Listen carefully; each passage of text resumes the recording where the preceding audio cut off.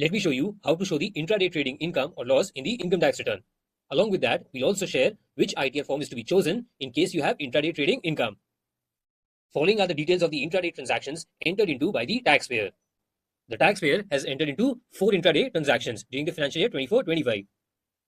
Now, the first step would be to calculate the net profit or loss from the intraday trading income. First of all, we'll be calculating the net profit or loss for each of these 4 transactions. On the first transaction, the selling amount was 98,400 and the purchase amount was 81,100.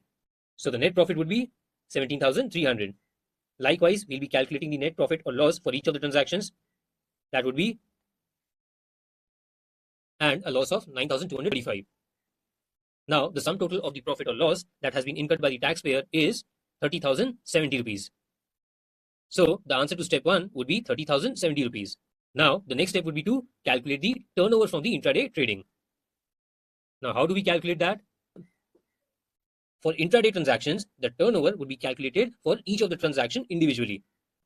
And the turnover for each transaction would be the absolute value of the net profit or loss earned in that transaction. Now, let's see what does this mean.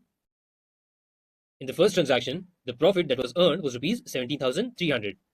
And thus, the turnover for this transaction would be the absolute value of the profit earned, which means the profit for this transaction would be 17,300 only. And again, for the second transaction, it would be 30,180. Now, in case of transactions in which we incurred losses, the turnover would again be the absolute value, which means for a loss of 8,175 in the third transaction, the turnover for that transaction would be 8,175 only, meaning we'll just be ignoring the negative sign. Again, in the fourth transaction, the turnover would be 9,235. Here again, we ignore the negative sign. And thus, the total turnover from intraday transaction would be 64,890. So, the value of step 2 has also been calculated. Now, the big question is, which ITR form is to be chosen in case of intraday transactions?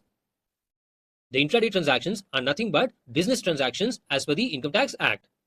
To be very specific, the incomes or losses that we earn through intraday transactions are nothing but speculative business income or loss. Yes, you heard that right. Any income or loss that is earned through intraday transactions are to be considered as business income. And to be very specific, it's a speculative business income. The reason why I'm stressing on the word speculative is because we'll have to disclose this separately in the income tax return. The speculative business incomes or losses are disclosed separately in the income tax return. And since it's a business income, the ITR form to be chosen would be ITR 3. So make sure while you disclose these intraday transactions for a taxpayer, you should disclose this in ITR 3. And that too specifically as a speculative business transaction. So these are the details that you would be required to calculate the income or loss in case of intraday transactions.